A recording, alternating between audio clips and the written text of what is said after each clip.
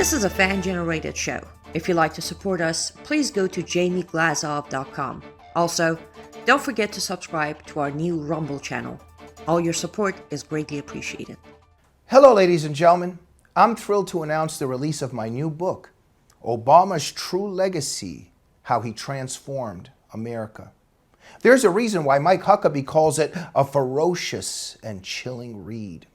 Order it now at Amazon.com or at FrontPageMag.com. Thank you, and may God bless you. Good evening. Welcome to the Glazov Gang. Tonight, round 2 of our very special discussion with Dr. Andrei Illarionov, former senior policy advisor to Vladimir Putin, and he's now a senior fellow at the Center for Security Policy with our friend Frank Gaffney. Dr. Illarionov, what an honor to have you back. Good evening, Jamie. That's an honor and pleasure for me to be with you and with your gang and with your group of people.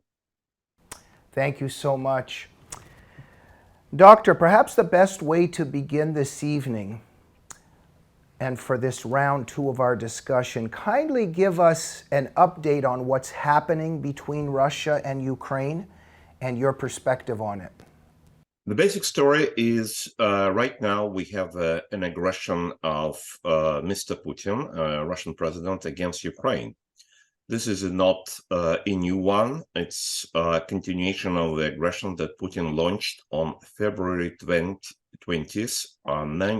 year 2014. So we're already in the 10th year of this aggression. This is an attempt of Putin to create the so-called historic Russia, a new concept that he has developed over the last 15 years or so. And in his realization of this idea, he attacked Georgia in year 2008, exactly 15 years ago. This is the 15th anniversary of the Russian aggression against Georgia, in which Putin occupied 20% of the Georgian territory. After that, he moved to Syria in 2015. In 2014, with agreement, in 2015, he moved with agreement of President Obama to Syria. And they had a very special meeting in September, on September 30th, 2015 in New York, in which essentially Mr. Obama invited Putin to move to Syria, and Putin accepted this invitation and used his troops and his aviation to bomb Syrian cities, Aleppo, killing thousands, if not 10,000s of Syrians. In year 2014, Putin moved to Ukraine, occupied Sebastopol, Crimean Peninsula, annexed Crimean Peninsula, and after that moved to Donbass. And he launched a very bloody war in Donbass for 8 years.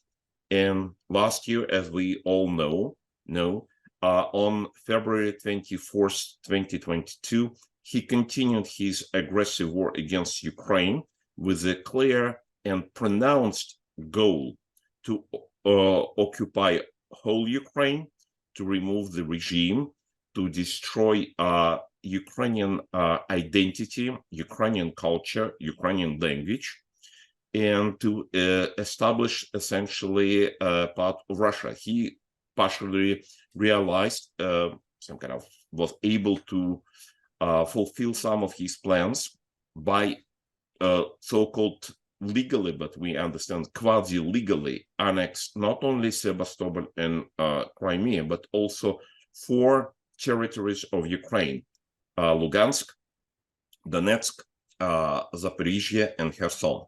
So now Putin is continuing his war, and his goal remains the same as he has pronounced it in the night of February 24th last year: full destructions of the nation of Ukraine, full destruction of the state of Ukraine.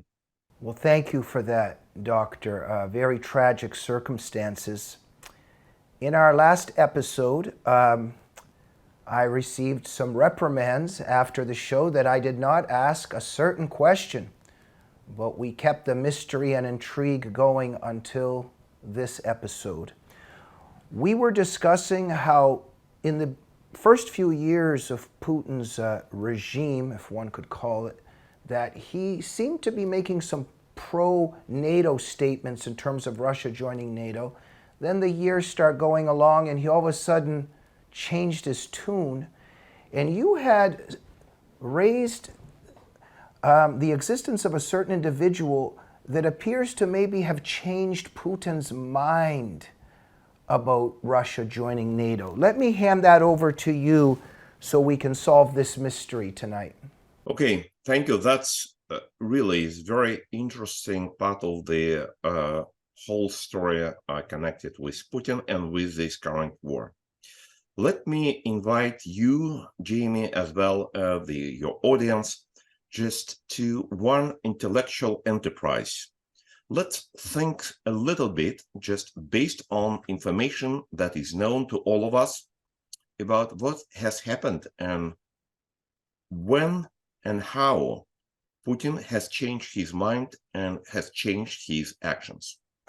Let's start from year 2000, when he became, first of all, acting president of Russia, and after that, real president of Russia.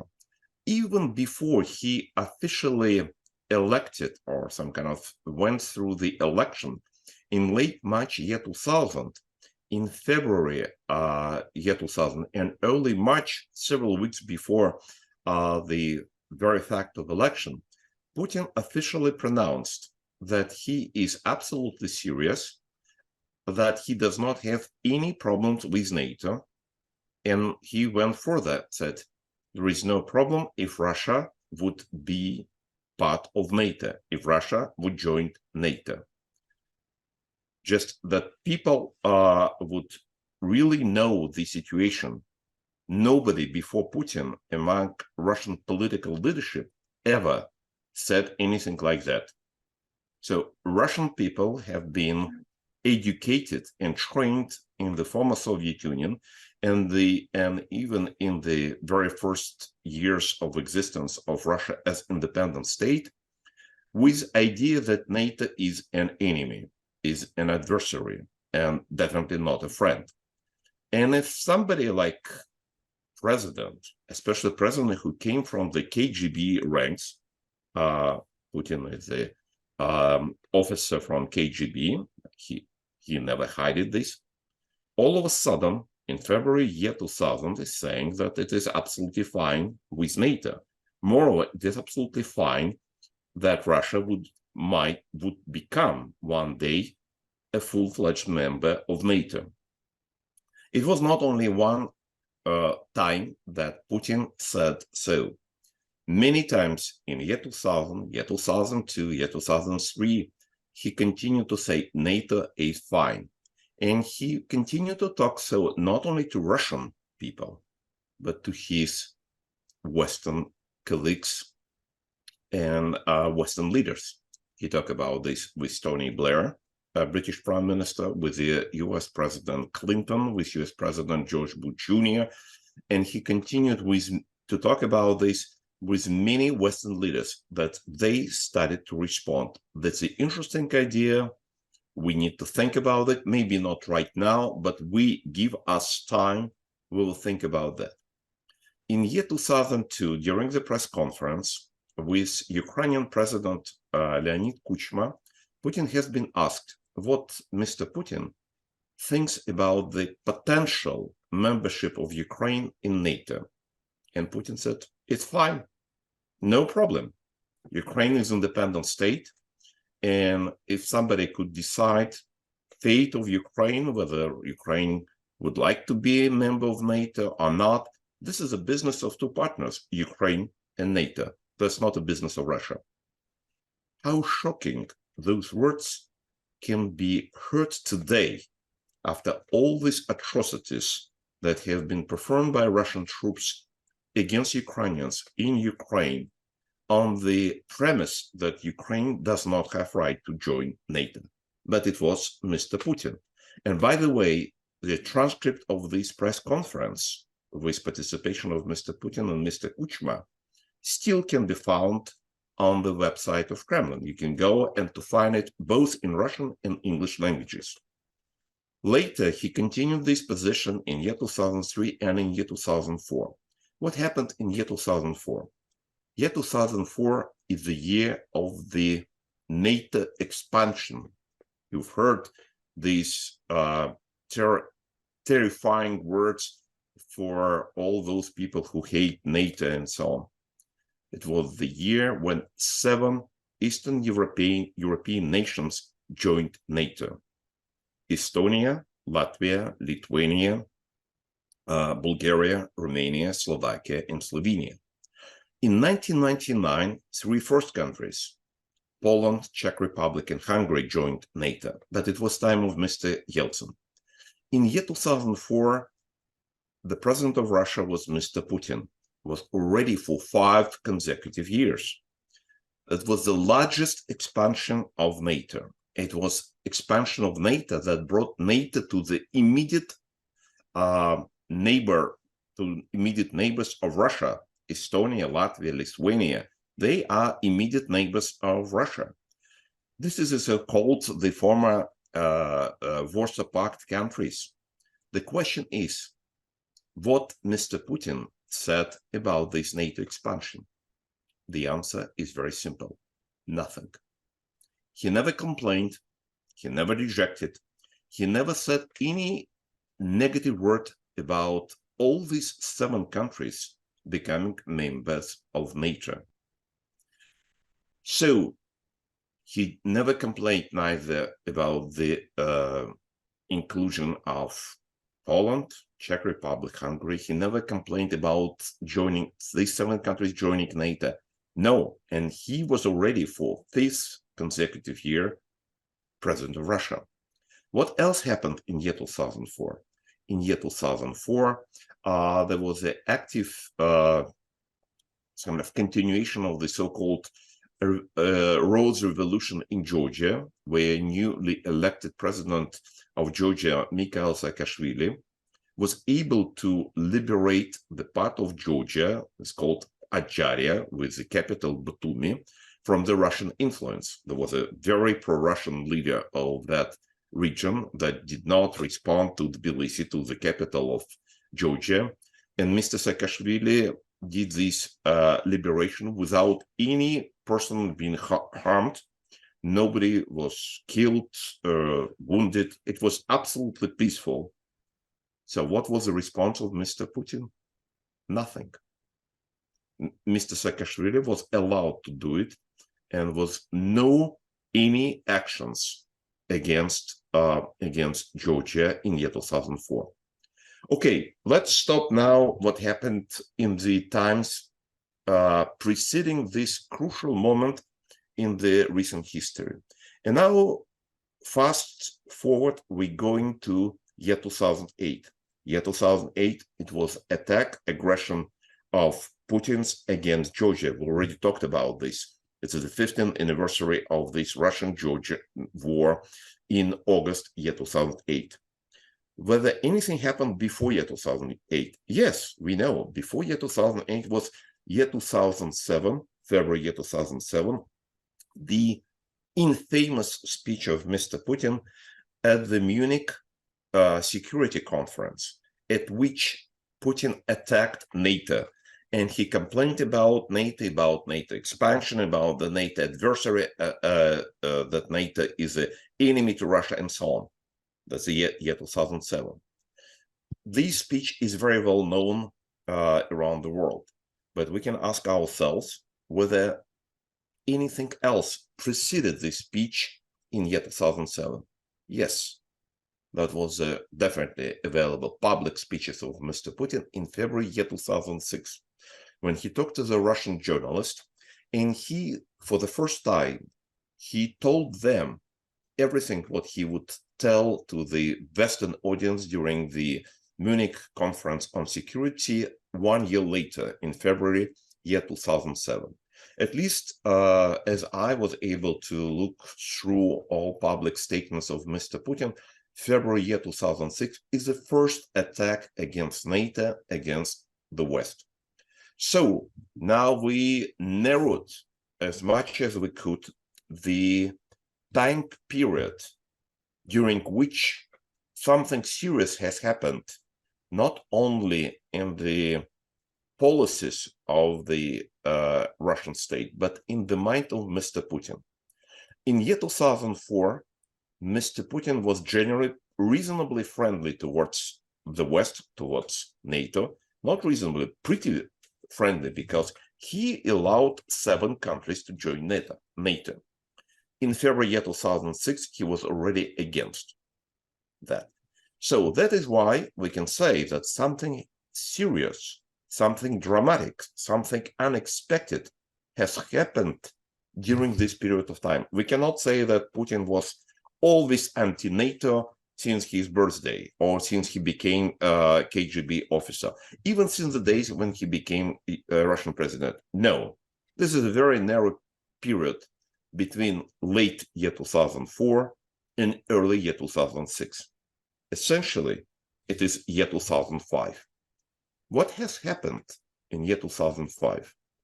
If we looked into the Russian history, we would not find anything serious, anything that could attract special interest, that would give us any hint on possible solution of this puzzle. If we look into the international relations of Russia with other countries, including with the Western countries, we would not find anything interesting. So, but something definitely has happened. So we definitely don't know for sure. It is not something that we can claim that we know that it's a hard science. It's not hard science. This is a social science. But we can discuss different hypotheses. And the hypothesis I'm ready to just to propose to discuss it. It is appearance in the, not in a very far distance from Mr. Putin, a person who was able, it appears, substantially influence the thinking of Mr. Putin. And it is not something that I invented, because when that person appeared in Moscow in year 2005, and that person left Moscow in year 2008. And what is interesting, why I came to this idea, because when that person left Moscow, or before he was leaving Moscow in year 2008, Mr. Putin has organized a special farewell party for that person. He invited that person in his residence. And when he was sitting with that person, he said something that you would not find among Putin's speeches or comments about any other person, whether it would be Russian citizen or citizen of any other country. Mr. Putin was saying, "Thank you very much, Mr." and his name. "We so much appreciate it that you were with us and you taught us, you gave us your perspective, you gave us your mindset, you taught us something that we would never come to this. We understand you're a real friend of us and we would like to thank you. I would like to thank you very much for what you have done for us." Once again, I can confess that in all my life, I never heard that Mr. Putin said something like that to any other person except this one. So this is a question that you are asking, and probably some of our audience are interested in. Who is that person? That person is the plenipotentiary ambassador of the United States in Russia between year 2005 and year 2006, William Burns. William Burns is a person who is considered right now one of the best American diplomats, probably the best one. You would not find any critical comments about him. He had a spectacular diplomatic career in a number of places.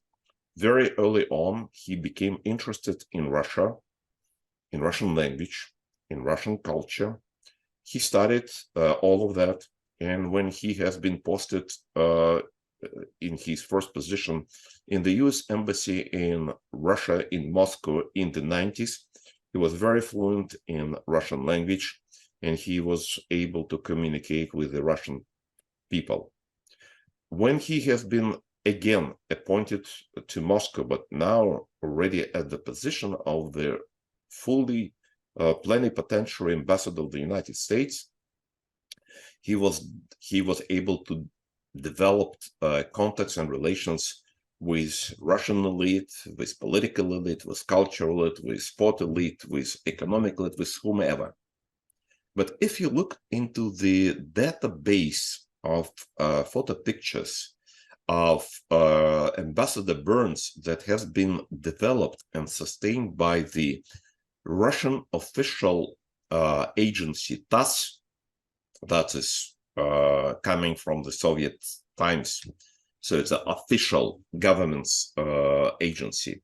They have in this photo bank more than 500 pictures, at least in the public domain. I don't know how many do have in non-public domain, but in public domain, they have more than 500 pictures of Ambassador Burns in Moscow for 3 years. What is remarkable, among those pictures, you would not find a single one of Ambassador Burns with representative for Russian cultural people, or with Russian political opposition, or with Russian dissidents, or with human rights lawyers, or with journalists. You would not find them, but you would find pictures of Mr. Burns with Russian siloviki. Siloviki can be said as people who came from special forces, from political police, from the army, from the bureaucratic Putin's apparatus. You will find hundreds of those pictures. Mr. Burns became a close friend of Mr. Patrushev, this veteran of KGB with 42 or 44 years in KGB, and now he's the head of the Security Council of Russian Federation. You would find these pictures of Mr. and he's now the main interlocutor and the main partner in conversation between Mr. Burns and Patrushev. But he has developed these relations long ago. He has developed relations with Mr. Sergei Ivanov, who then was the head of the Putin's administration. That person with the experience in KGB for 40 years and very close confidant of Mr. Putin, and so on and so on. So I never heard, not only I have not seen any pictures in the tax collection, or I never heard from anyone among my friends, colleagues, that US ambassador who was posted to Moscow, who ever met with people with background, with, let's say, with background of opposition to Putin's regime, only with Putin's regime itself or with friends of Putin's regime. What is also interesting that after Mr. Burns retired from the diplomatic service in the United States in year 2016, when President Trump has been elected as a president, Mr. Burns decided not to continue his diplomatic service. And in year 2019, he has written and published his memoirs, which has a very interesting title, Back Channel.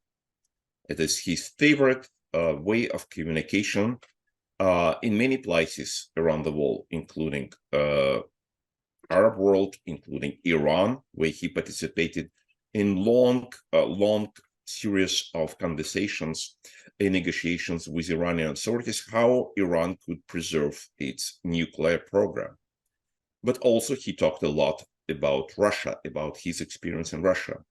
And he was very open and very extraordinarily open that he was saying that he was always enemy of Georgia and Ukraine joining NATO.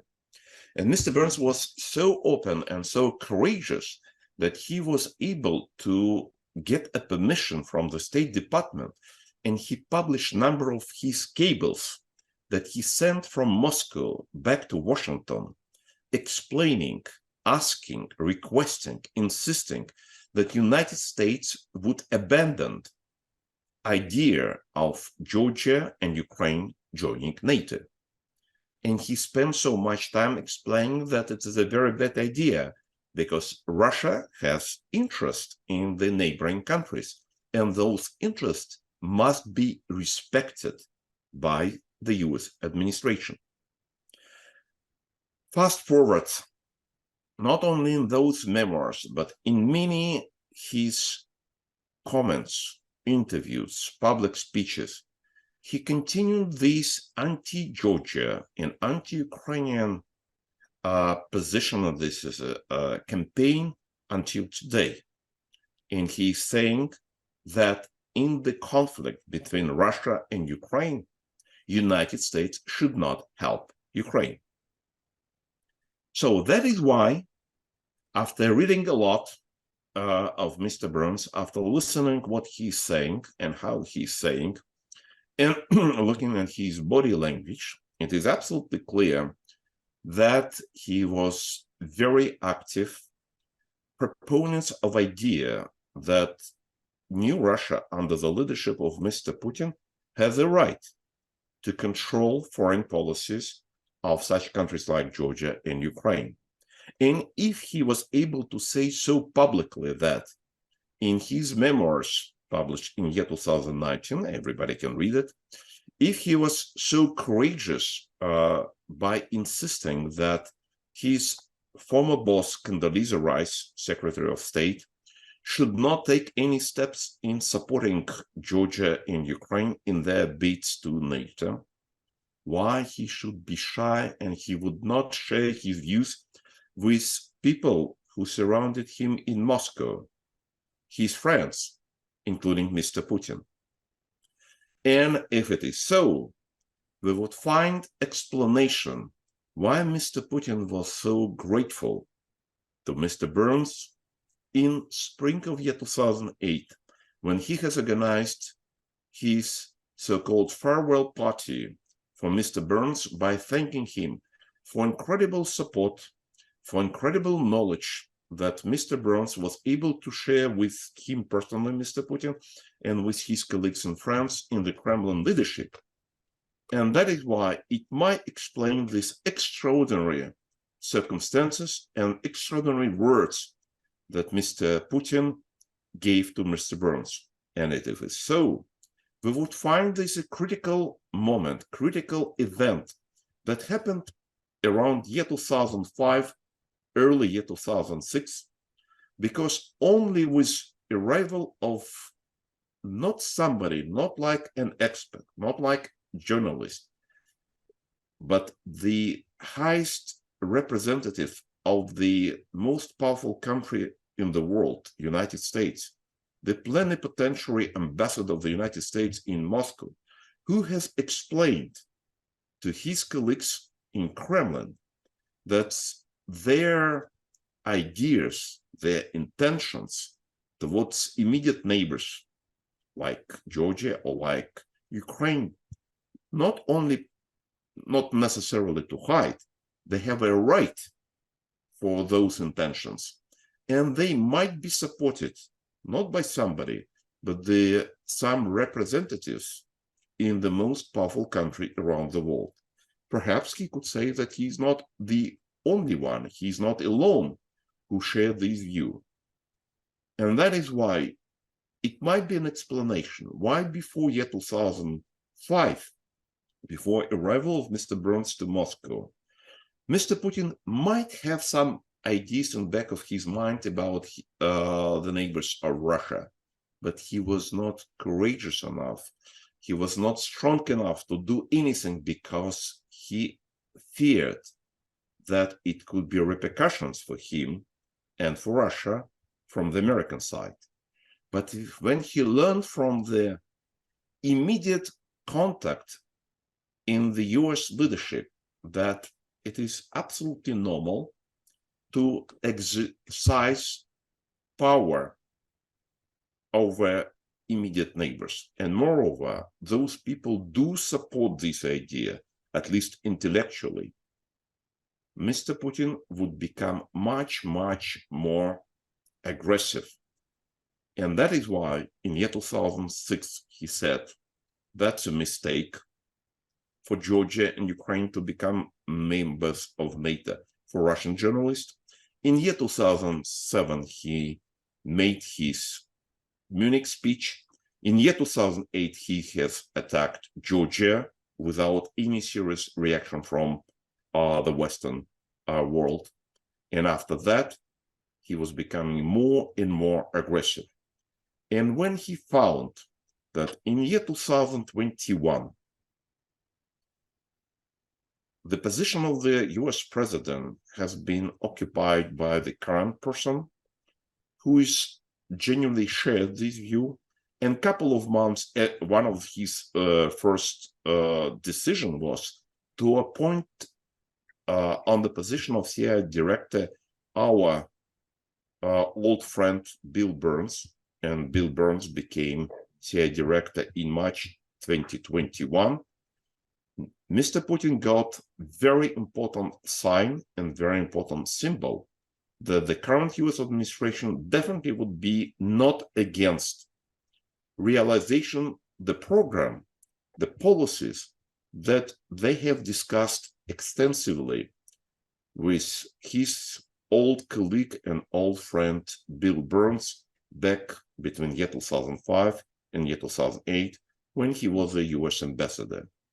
And what we know, what is going over almost 18 months, this new stage of the Russian-Ukrainian war since February 2020 and 22 until today, we see how intensively the CIA director is talking with his Russian colleagues. It was Mr. Burns who traveled to Moscow in November 21. It was Mr. Burns who concluded a deal with Mr. Putin in November 21, 4 months before this attack on Ukraine from the Putin side. The deal about what? About the rules of this aggression.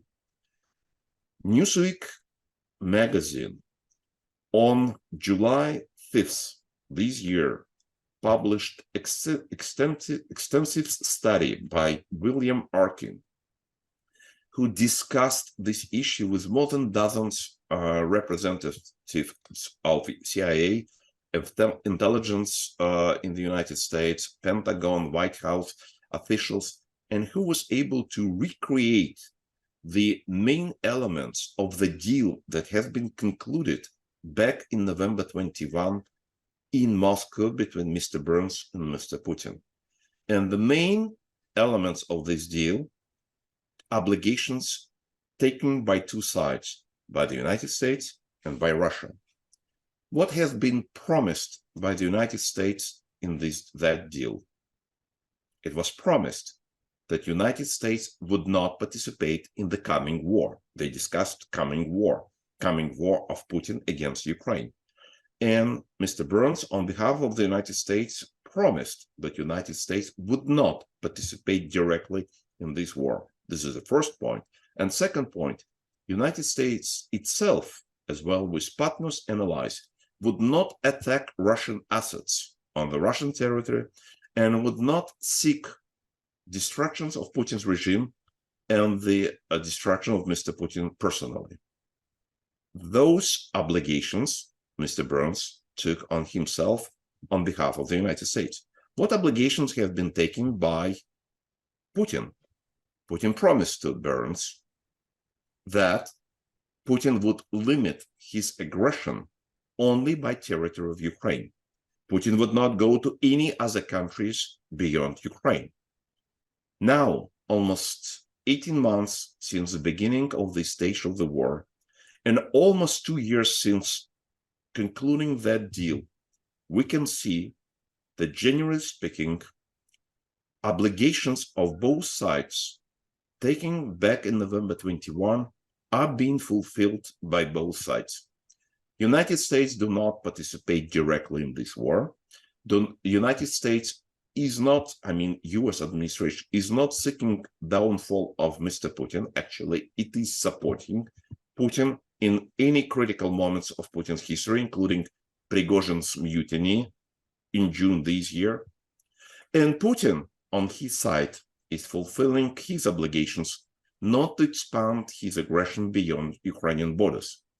And partners and who talked to Mr. Arkin, and Mr. Arkin from Newsweek is telling that his colleagues are saying, yes, according to their estimates, Russian side is fulfilling obligations that have taken back in November 21.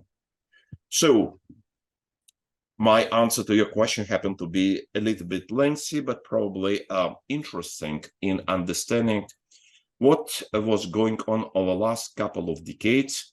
And probably it shed some light why this particular war, this particular aggression that has been launched by Putin in February 22 against Ukraine did actually happen. And what was the critical element, critical condition without which this aggression would be never launched. Thank you so much, Dr. Illarionov. I'm trying to process and digest the meaning of all of this. There's one realm here where this particular individual and the forces behind him somewhere even it could be seen, because there could have been, hey, you know, it's a good idea for Ukraine to enter NATO, don't worry about it. But instead, almost gasoline was put into the gas tank of Russian aggression and something against Ukraine, that somewhere the US, with these characters involved, they propelled a war, that they're pretending that they're on the other side, but they actually are behind the aggression against Ukraine. That is one interpretation, right? Yes, and that interpretation has a right for existence. Mm-hmm.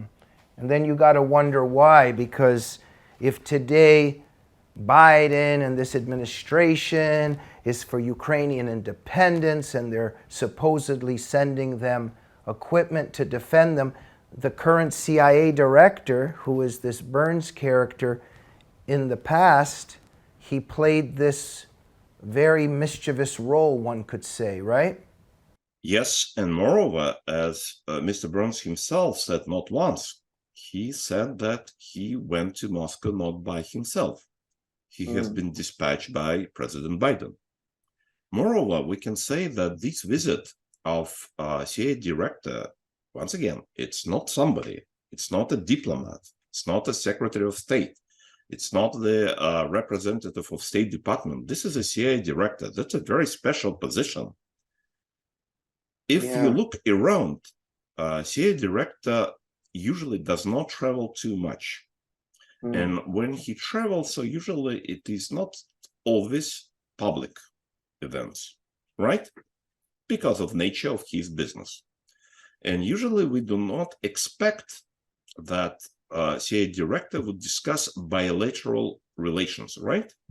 Bilateral relations is something that is being discussed by ministers of foreign affairs, as it has been called in most of the countries, or by the state secretary, as it is being called in the United States. This is a diplomacy. When first reports appeared about Mr. Burns' visit to Moscow, those reports were saying that Mr. Burns and his Russian colleagues, whom he actually met there, he met his old friend, Mr. Patrushev, head of Security Council, this KGB person with 44, 42 years of expertise and experience in KGB. He met Mr. Naryshkin, the head of Foreign Intelligence Service of Russia, person with probably 36 years experience in KGB, and Mr. Ushakov, the assistant of Putin for international affairs, and he talked over the phone with Putin himself. So This is, once again, his main partners were from special forces, intelligence, and with Putin himself. What kind of bilateral relations those people could discuss? It actually came to my mind that something similar has happened back in 1939, in 1940s, when after the forced partition of Poland by Nazi Germany and Communist Soviet Union, NKVD, political police on the Soviet side, and Gestapo, political police on German side, had several meetings in the Carpathian Mountains discussing how to destroy Polish remnants of Polish state, Polish cultural elite, Polish political elite, in order to destroy even memory of Polish identity, Polish culture, Polish language. That was official goals of those meetings. Also very interesting that before that visit of Mr. Burns to Moscow, you know how many times CIA directors did travel to Moscow, not to Paris or London or Ottawa, not to friendly nations, but to Moscow. And I can say there were only 3 times. During Soviet times, during the times of the Soviet Union, it is obvious CIA directors never traveled to Kremlin, to Moscow. Since 91, since dissolution of the Soviet Union, there was only 3 visits of CIA director to Moscow. One under Mr. Clinton, 2 under Mr. Obama.